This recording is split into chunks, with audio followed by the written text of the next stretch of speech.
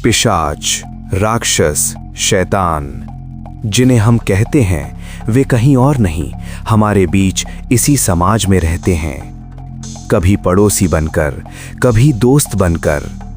आज मैं आपको सुनाने जा रहा हूं एक ऐसे खौफनाक नर पिशाच की कहानी जिसके डर से बेंगलुरु के लोग, खासकर महिलाएं, घर से बाहर निकलना बंद कर चुकी थीं। दिन के उजाले में भी लोग दरवाजे बंद करके घर के अंदर बैठते थे। उसका खौफ इतना था कि लोग अपने घरों की खिड़कियों पर लोहे की जालियां लगवाने लगे थे, क्योंकि उस समय एक ऐसा शैतान बेंगलुरु की सड़कों पर दिन दहाड़े घूम रहा था जो महिलाओं को अपना शिकार बनाता था। वो रास्ते में या घर में अकेली महिलाओं पर अचानक हमला करता, उनके साथ हैवानियत करता और उन्हें ऐसी दर्दनाक मौत देता जिसे देखकर बेंगलुरु पुलिस तक कांप उठी थी। वो महिलाओं के साथ बलात्कार करता, उन्हें निर्वस्त्र मरने के लिए तड़पता हुआ छोड़ देता। मौत से पहले वो उन पर बेहिसाब अत्याचार करता, थप्पड़, घूंसे, यहाँ तक कि चाकू से उनके शरीर को चीर देता। आज हम बात करेंगे एक ऐसे साइको किलर की जिसने इंसानियत को शर्मसार कर दिया, जिसे कहा गया the beast of Bangalore. Umesh Reddy. 1996। Karnataka का एक छोटा सा शहर चित्रदुर्ग, एक शांत शहर जहां अपराध का नाम सिर्फ छोटी मोटी चोरी तक ही सीमित था। 13 नवंबर 1996 चित्रदुर्ग थाना में एक फोन आता है, एक चोरी हुई है। पुलिस तुरंत मौके पर पहुंचती है। वहां भीड़ लगी हुई थी और भीड़ के बीच एक महिला। पुलिस जब भीड़ हटाकर आगे बढ़ती है तो जो दृश्य सामने आता है वो बेहद भयावह था। करीब 30-35 साल की एक महिला निर्वस्त्र हालत में, पूरा शरीर खून से लथपथ, जमीन पर बैठी हुई थी। वो रोते हुए हाथ जोड़कर पुलिस से कहती है, मुझे यहाँ से ले जाइए। पुलिस तुरंत एक कपड़ा लाकर उसका शरीर ढकती है और उसे थाने ले जाया जाता है। पूछताछ में महिला बताती है, मेरा नाम दिव्या है। वो काम से घर लौट रही थी। बस से उतरकर वो अपने घर की तरफ जा रही थी, तभी पीछे से एक आदमी आता है। अचानक उसका मुंह दबा देता है और कहता है, मुझे तुम बहुत पसंद हो, मेरे साथ सेक्स करोगी? ये कहकर वो उसे जोर से धक्का देकर गिरा देता है। फिर एक एक करके उसके कपड़े उतारने लगता है। उसके गले की सोने की चेन, कान के झुमके, सब कुछ खींचकर छीन लेता है और फिर उसे मारते पीटते हुए जबरदस्ती उसके साथ बलात्कार करता है। दिव्या चीखती है, विरोध करती है, लेकिन वो शैतान उसे निर्वस्त्र हालत में छोड़कर भाग जाता है। पुलिस ये सब सुनकर पूरी तरह हैरान रह जाती है, क्योंकि चित्रदुर्ग में दिन दहाड़े इतना भयानक अपराध पहली बार हुआ था। पुलिस के पास कोई सुराग नहीं था और अपराधी को पकड़ना बहुत मुश्किल लग रहा था। फिर भी पुलिस जांच शुरू करती है। 8 दिसंबर 1996 एक और कॉल आता है। 16 साल की लड़की पल्लवी लापता है। कुछ ही दिनों बाद जंगल से एक लड़की की लाश मिलती है। पुलिस जब वहां पहुंचती है तो देखती है एक मासूम लड़की, निर्वस्त्र, शरीर पर नाखूनों और दांतों के गहरे निशान और खून से सना हुआ शरीर। पूरा शहर दहशत में आ जाता है। लोगों को समझ आ गया था, एक खतरनाक दरिंदा उनके बीच घूम रहा है। पुलिस ने जांच तेज कर दी, लेकिन कोई ठोस सबूत नहीं मिला। इसी बीच एक और लड़की, गीता, पुलिस के पास आती है। वो बताती है, 2 महीने पहले एक आदमी ने उस पर हमला किया था, वो उसे पहचान सकती है। गीता कहती है, उसके बाल बहुत छोटे थे, जैसे पुलिस या आर्मी वालों के होते हैं, और एक बात और, वो उसे गणतंत्र दिवस की परेड में देख चुकी थी। अब पुलिस के पास एक अहम सुराग था। 4 नए कांस्टेबल को बुलाया गया और गीता को छुपाकर पहचान करवाई गई। जैसे ही चौथा कांस्टेबल अंदर आया, गीता चिल्ला उठी, यही है वो। उसका नाम था उमेश रेड्डी। फिर गीता को उस आदमी के सामने लाया गया।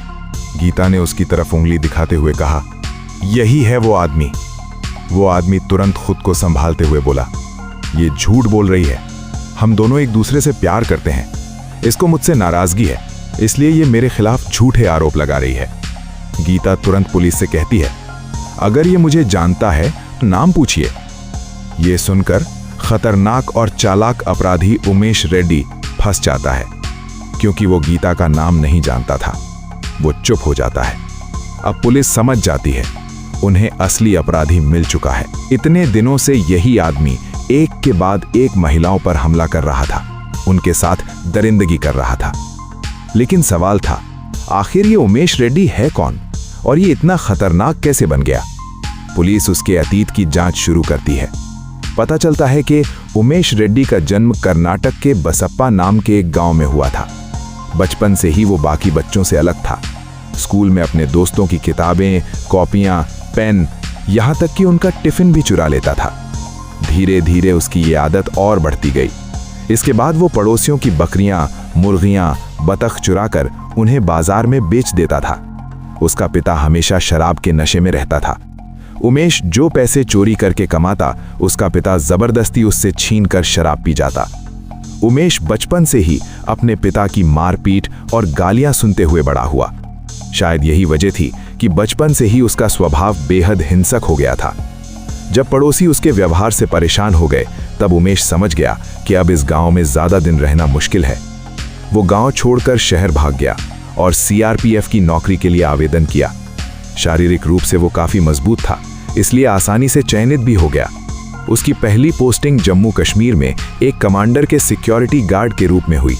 लेकिन अपनी गंदी सोच और औरतों के प्रति विकृत मानसिकता के कारण उसने उसी कमांडर की बेटी के साथ गलत करने की कोशिश की। पकड़े जाने के डर से वो वहां से भाग गया और चित्रदुर्ग में आकर छिप गया। चित्रदुर्ग में आकर उसने डिस्ट्रिक्ट आर्म्ड रिजर्व में नौकरी के लिए आवेदन किया। उसकी मजबूत कदकाठी की वजह से उसे यहां भी नौकरी मिल गई। उस समय पहचान की जांच इतनी सख्त नहीं होती थी, इसलिए उसे आसानी से नौकरी मिल गई। लेकिन चित्रदुर्ग पहुंचते ही उसने फिर से अपने गंदे खेल शुरू कर दिए। दिव्या, पल्लवी और गीता, इन तीनों महिलाओं पर हमला और उनके साथ दरिंदगी उमेश ही कर चुका था। पुलिस को यह बात समझ आ चुकी थी, लेकिन कोर्ट में साबित करने के लिए उनके पास पर्याप्त सबूत नहीं थे। इसलिए गीता के केस में अटेम्प्ट टू मर्डर और अटेम्प्ट टू रेप के आधार पर उसे सजा दिलाने की कोशिश शुरू की गई। लेकिन अटेम्प्ट टू रेप के मामले में उमेश रेड्डी को आसानी से जमानत मिल गई और जमानत मिलते ही वो चित्रदुर्ग से गायब हो गया। इतना गायब कि पुलिस उसे दोबारा ढूंढ ही नहीं पाई। उस समय आईटी हब बैंगलोर हर किसी का सपना था। इस शहर में करियर बनाने के लिए हर साल हजारों लोग यहां आने लगे थे। चित्रदुर्ग के बाद उमेश रेड्डी ने अपना ठिकाना बनाया बैंगलोर में।